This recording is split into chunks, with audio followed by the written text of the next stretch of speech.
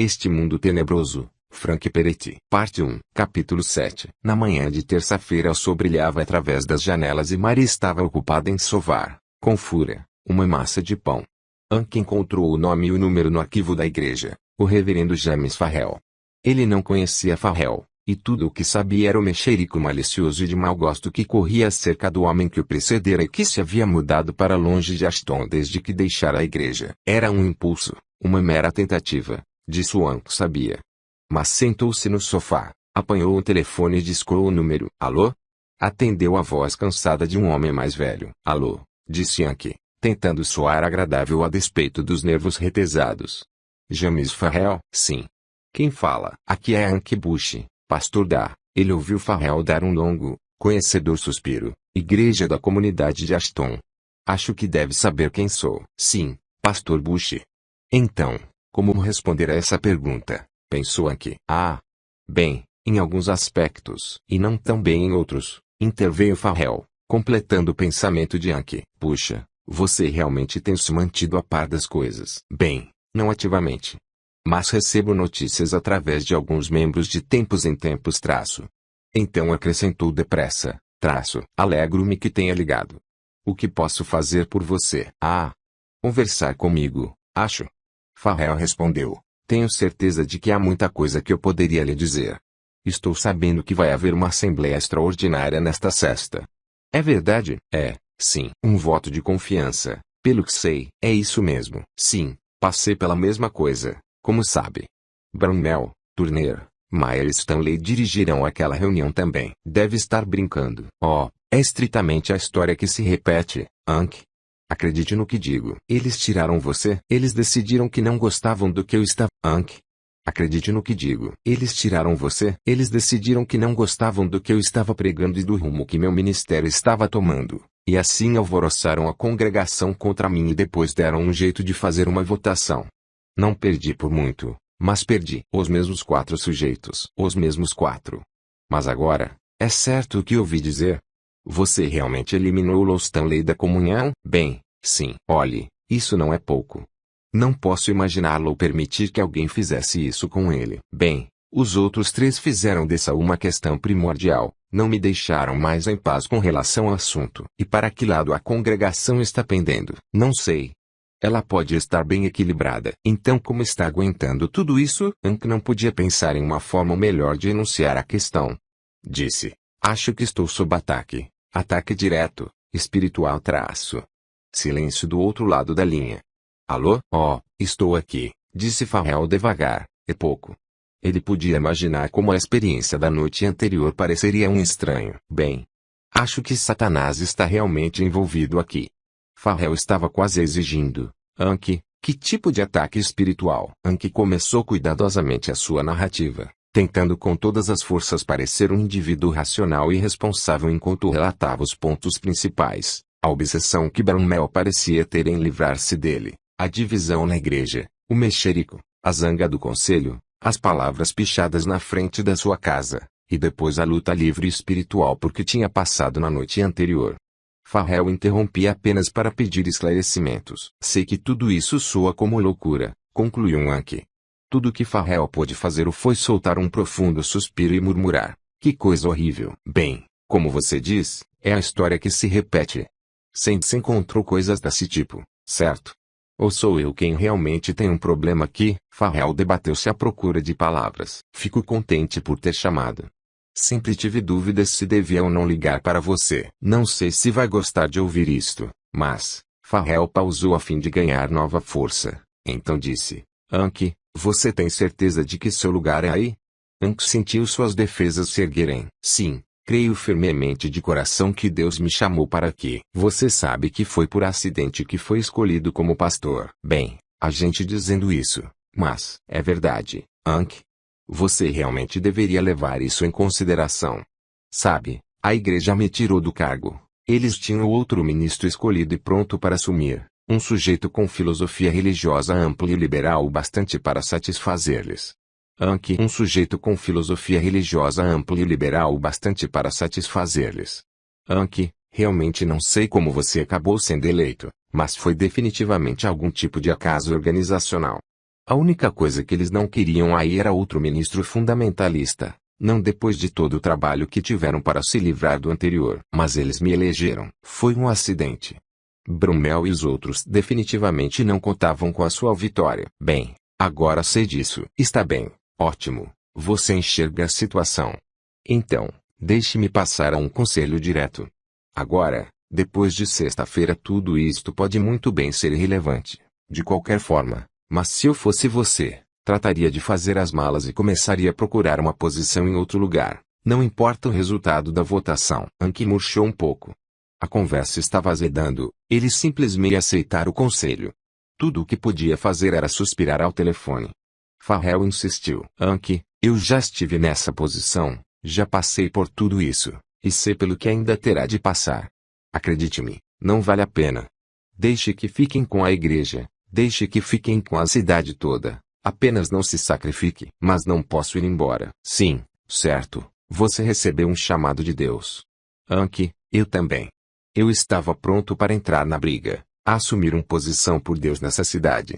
Você sabe, custou-me meu lar, minha reputação, minha saúde, e quase me custou meu casamento. Deixei Ashton lá literalmente pensando em mudar de nome. Você não tem a mínima ideia de quem está realmente enfrentando. Há forças operando nessa cidade. Que tipo de forças? Bem, políticas, sociais. Bem, políticas, sociais. Espirituais também, claro. Você não chegou a responder a minha pergunta. O que me diz do que aconteceu aqui ontem à noite? O que acha disso? Farrell hesitou, então disse, Anki. Não sei porquê, mas acho muito difícil falar sobre esse tipo de coisas. Tudo o que posso dizer é, saia desse lugar enquanto pode. Largue tudo. A igreja não o quer, a cidade não o quer. Não posso ir embora. Já lhe disse. Farrell fez uma longa pausa. Anki quase temeu que tivesse desligado. Mas então ele disse, está bem, Anki. Vou lhe dizer, e você escute. Aquilo por que passou ontem à noite. Bem, acho que posso ter tido experiências parecidas, mas posso lhe assegurar, o que quer que tenha sido, foi apenas o começo do Evangelho, lutar contra Satanás, fazer a luz do Evangelho brilhar na escuridão. Anki, todos os belos chavões que desencavar não vão ajudá-lo nessas horas. Agora, não sei se você está equipado ou pronto, mas para ser perfeitamente honesto, se conseguir sair vivo dessa, ficarei surpreso. Estou falando sério. Anki não tinha resposta. Jim. Ligarei para contar o que aconteceu. Talvez eu vença, e talvez não saia vivo.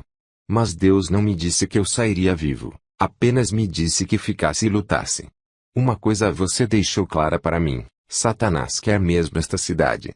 Não posso permitir que a tome. Anki colocou o telefone no gancho e sentiu vontade de chorar. Senhor Deus, orou, Senhor Deus, o que devo fazer? O Senhor não deu resposta imediata, e Anki permaneceu sentado no sofá diversos minutos, tentando recuperar a força e a confiança. Maria ainda estava ocupada na cozinha. Que bom! Ele não poderia conversar com ela nesse momento, muitos eram os pensamentos e as sensações que precisavam ser ordenados. Então, um versículo lhe veio à mente, levanta, anda pela terra no seu comprimento e na sua largura, pois eu te darei. Bem, era muito melhor do que ficar sentado em casa irrequieto e zangado sem realmente fazer nada. Assim, em frente seguiram os seus tênis e porta fora ele se foi. Crione e Triscal estavam do lado de fora, esperando seu protegido. Invisíveis, juntaram-se a Anki, um de cada lado, e desceram com ele a rua Morgan e iam em direção ao centro da cidade. Anki já não era mesmo muito alto, mas entre esses dois gigantes, parecia menor ainda. Contudo, parecia muito bem guardado. Triscal, mantendo-se de olhos abertos, disse, mas, afinal, o que ele vai fazer? Crione já conhecia Anki muito bem. Acho que nem ele mesmo sabe. O espírito está levando. Ele está colocando em ação um peso que traz dentro de si. Haverá ação, não tenha dúvida. É só não constituir uma ameaça. Até agora, tem sido a melhor maneira de sobreviver nesta cidade. Então diga isso ao pastorzinho aqui. Ao se aproximar do principal distrito comercial, Anki deteve-se numa esquina para olhar rua acima e rua abaixo, observando carros antigos, carros novos, furgões e possantes caminhonetes, gente fazendo compras, andando, praticando couper, bicicletas, fluindo em 4 ou mais direções, considerando as ordens do semáforo como meras sugestões. E então, onde estava o mal? Como podia ter sido tão vivo na noite anterior e uma lembrança remota, incerta hoje? Não havia nenhum demônio ou diabo espreitando os escritórios ou saindo dos bueiros. O povo era a mesma gente simples e comum que ele sempre tinha visto, ainda ignorando e passando por ele. Sim, esta era a cidade pela qual ele orava dia e noite com profundos gemidos saídos do coração por causa de um peso que não conseguia explicar, e agora estava esgotando a sua paciência, desassossegando-o. Bem, você está em apuros ou não está, ou nem mesmo se importa? Perguntou ele em voz alta. Ninguém escutou. Nenhuma voz profunda, sinistra respondeu com uma ameaça. Mas o Espírito do Senhor em seu íntimo não o deixava em paz. Ore, Ankh. Ore por essas pessoas. Não as deixe escapar de seu coração. A dor está aí, o medo está aí, o perigo está aí. Então, quando vencemos? Respondeu Ankh ao Senhor. O Senhor sabe há quanto tempo me tenho preocupado e orado por este lugar? Gostaria de ver meu pedregulho fazer onda. Gostaria de ver esse cachorro morto estremecer quando o cutuco. Era incrível que os demônios pudessem esconder-se tão bem, até mesmo por trás das dúvidas que ele às vezes sentia quanto à própria existência deles. Sei que vocês estão por aí, disse ele baixinho, correndo cuidadosamente os olhos pelas faces inexpressivas dos prédios, o concreto, o tijolo, o vidro, o lixo. Os espíritos estavam zombando dele. Podiam desabar sobre ele num momento, aterrorizá-lo, sufocá-lo, e depois sumir, recolhendo seus esconderijos de trás da fachada da cidade, caçoando, brincando de esconde-esconde, vendo-o tatear as cegas como um tolo. Irritado, ele se sentou num banco da calçada. Estou aqui, Satanás, disse ele. Não posso vê-lo, e talvez você consiga mover-se mais depressa do que eu, mas ainda assim estou aqui, e pela graça de Deus e pelo poder do Espírito Santo tenho a intenção de ser um espinho em seu lado até que um de nós peça água. Ankh olhou do outro lado da rua para a magnífica estrutura da Igreja Cristã Unida de Ashton. Ele havia conhecido alguns cristãos espetaculares que pertenciam àquela denominação, mas esse bando de Ashton em particular era diferente, liberal, quase bizarro. Ele encontrara o pastor Oliver Young algumas vezes e nunca conseguira aproximar-se muito dele. Young parecia meio frio e distante, e Ankh nunca conseguira descobrir por quê. Enquanto Ankh esteve ali sentado, olhando um carro marrom entrar no estacionamento da igreja, Triscal e Crioni ficaram em pé, ao lado do banco, também olhando o carro parar. Somente eles dois conseguiam ver os passageiros especiais do carro. Em cima do veículo estavam dois grandes guerreiros, o árabe e o africano, Nathan e Armoti. Não havia espadas à vista. Eles estavam assumindo uma postura passiva, não combatente, de acordo com as ordens de Tal. Exatamente como todos os outros. Marshall tinha visto o filme de Berenice. Vira os pequeninos arranhões resultantes de algum tipo de manuseio impróprio, vira as toscas impressões digitais a intervalos regulares que poderia muito bem ter sido deixadas por uma mão ao tirar o filme da máquina, expondo a luz. Marshall conseguira marcar uma entrevista com Young para 1 da tarde.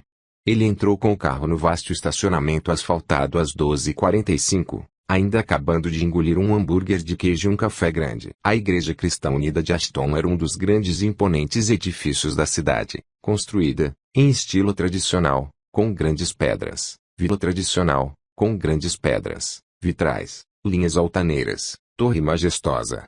A porta da frente não fugia ao padrão, grande, sólida, até algo assustadora, especialmente quando alguém tentava abri-la sozinho.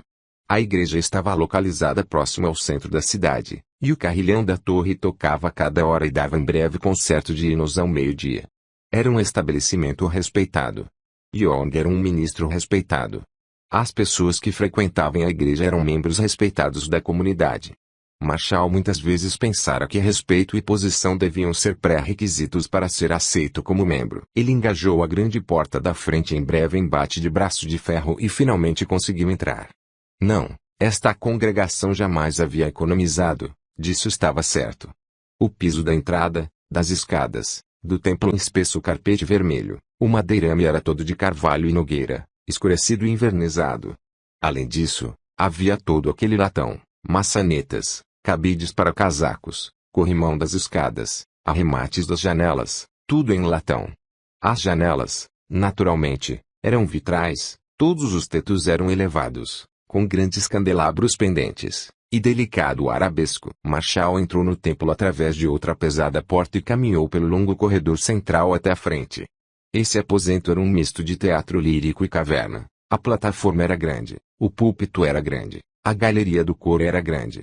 Naturalmente, o coro também era grande. O grande gabinete do pastor Young, logo ao lado do templo, permitia acesso bem visível à plataforma e ao púlpito, e a entrada do pastor Young através da grande porta de carvalho todas as manhãs de domingo era parte tradicional das cerimônias. Marshall abriu aquela grande porta e entrou no escritório de recepção.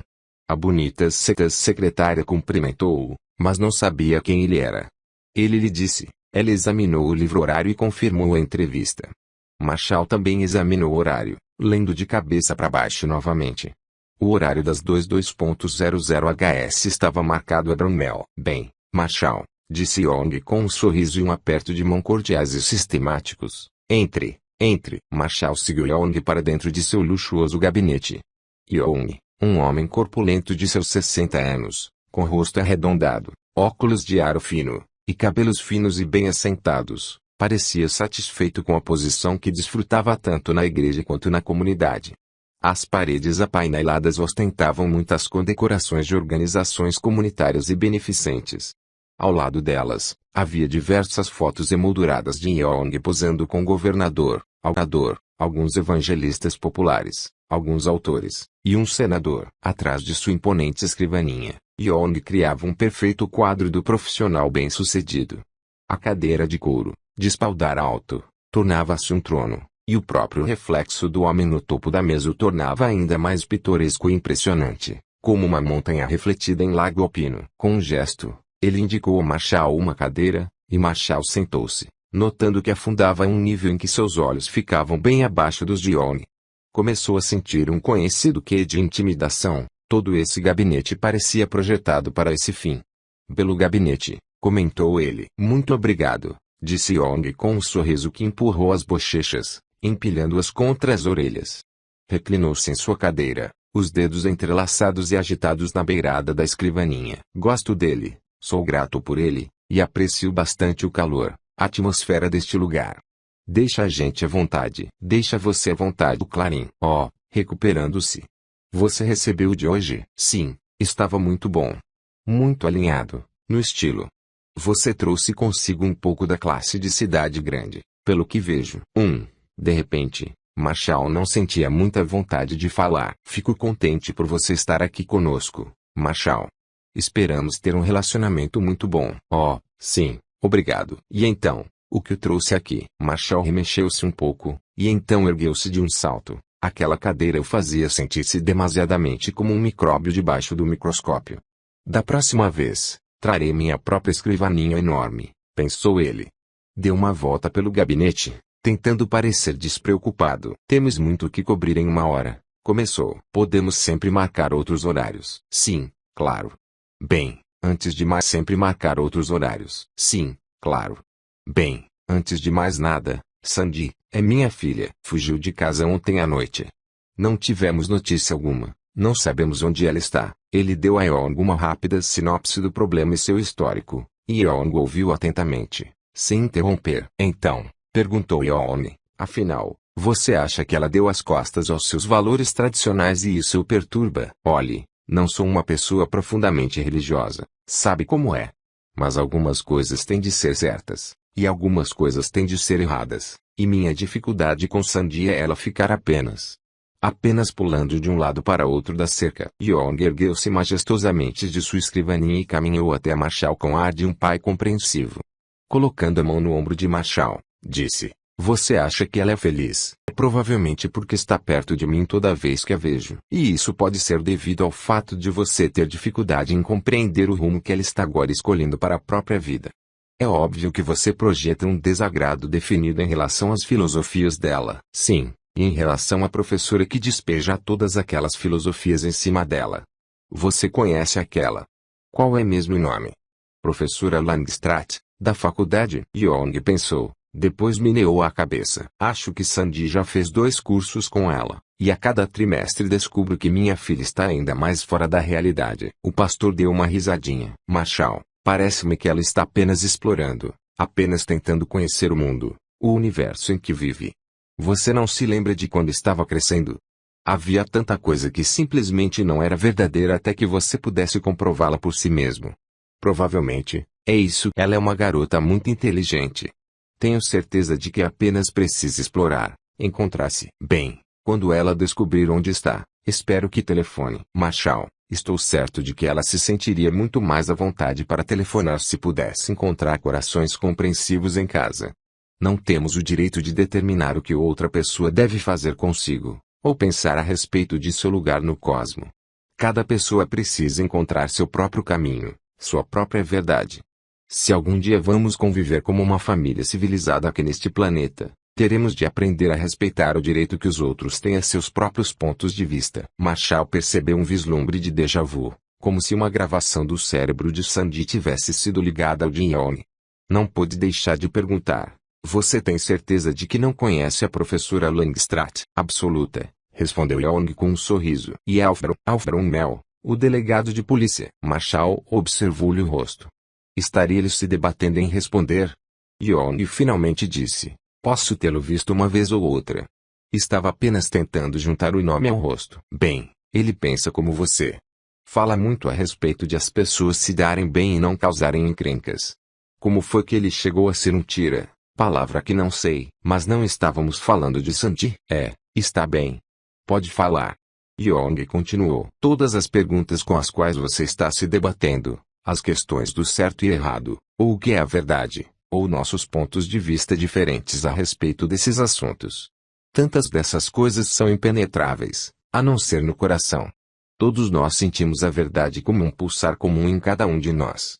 Cada ser humano tem uma capacidade natural para o bem, para um pulsar comum em cada um de nós. Cada ser humano tem uma capacidade natural para o bem, para amar, para esperar e esforçar-se pelos melhores interesses próprios e de seu próximo. Acho que você não estava aqui durante o festival. Young soltou um risinho. Admito que nós humanos certamente podemos direcionar mal as nossas melhores inclinações. E por falar nisso, diga, você chegou a ir ao festival? Sim, algumas partes. Receio que a maior parte pouco me interessasse. Então, você não esteve no parque de diversões? Claro que não. É jogar dinheiro fora. Mas, falando de Sandy, estávamos falando acerca do que é verdadeiro, e as opiniões de todo mundo, como a questão de Deus, por exemplo. Ela não parece encontrá-lo, eu estou somente tentando defini-lo. Não conseguimos chegar a um acordo quanto à nossa religião, e até agora você não ajudou. Young sorriu pensativo. Marshall podia perceber uma humilha muito elevada a caminho. O seu Deus, disse Young, está onde o encontrar, e para encontrá-lo, precisa apenas abrir os olhos e perceber que ele está verdadeiramente dentro de todos nós. Jamais estivemos sem ele, Marshall. Acontece somente que nossa ignorância nos cegou, e isso nos impediu de receber o amor, a segurança e o significado que todos desejamos. Jesus revelou o nosso problema na cruz, lembra-se? Ele disse: Pai, perdoa-os, pois não sabem. Por isso, o exemplo que ele nos deu é o de buscarmos conhecimento, onde quer que possamos encontrá-lo. É isso que você está fazendo, e estou convencido de que é isso que Sandy está fazendo. A fonte do seu problema é uma perspectiva estreita, Marshall. Precisa ter a mente aberta. Precisa buscar, e Sandy precisa buscar. Então, disse Marshall pensativo, você está dizendo que é tudo uma questão de como vemos as coisas. Isso seria perceber algo de certa maneira. Não quer dizer que todo mundo vai enxergá-lo da mesma maneira, certo? Sim, está certo. Young parecia muito contente com seu aluno. Então, deixe-me ver se entendi bem. Se minha repórter, Berenice Krueger, teve a percepção de que você, Brumel, e 3 outras pessoas estavam fazendo uma pequena reunião atrás da barraca de dardos no parque de diversões. Bem, essa foi apenas a percepção que ela teve da realidade. Young sorriu com um sorriso estranho, do tipo aonde está tentando chegar, e respondeu, suponho que sim, Marshall. Acho que esse seria um exemplo. Não cheguei nem perto do parque, e já lhe disse isso. Tenho horror a essas coisas. Você não estava lá com Alfred Mel? Não, de jeito nenhum. Por isso, como vê, a senhorita Krueger teve uma percepção muito incorreta. Krueger teve uma percepção muito incorreta de outra pessoa. De vocês dois, suponho. Young sorriu e deu de ombros. Marshall insistiu um pouco. Qual você acha que é a probabilidade de isso acontecer? Yong continuou a sorrir, mas seu rosto corou um pouco. Marshal, o que deseja que eu faça? Argumentar com você? Certamente você não veio aqui para esse tipo de coisa. Marshal lançou a isca para ver o que apanharia. Ela conseguiu até tirar umas fotos de vocês. Yong suspirou e olhou por um momento para o chão. Depois, disse friamente, então, por que você não traz essas fotos da próxima vez? E aí poderemos falar sobre elas. O risinho no rosto de Yong atingiu Marshal como se fosse cuspo. Está bem, resmungou Marshal, sem abaixar os olhos. Marge marcará outro horário para você. Muito obrigado. Marshal olhou no relógio de pulso, foi até a porta e abriu. Entre. Alf Brunel estivera sentado na sala de recepção. Ao dar com Marshal, levantou-se desajeitado. Tinha o aspecto que alguém poderia ter uma fração de segundo antes de ser atingido por um trem. Marshal agarrou Alf pela mão e a sacudiu excitadamente. Ei, amigão. Olhe, já que, pelo visto, vocês dois não se conhecem muito bem, deixem-me apresentá-los. Alf Brunel, este é o reverendo Oliver Yong. Reverendo, Alf Brunel, delegado de polícia. Brunel deu a impressão de não apreciar nem um pouco a cordialidade de Marshal, mas Yong sim. Adiantou-se. Agarrou a mão de Brunel, apertou-a, e depois puxou o delegado rapidamente para dentro do gabinete, dizendo por sobre o ombro, Marge, marque outro horário para o Sr. Hogan. Mas o Sr.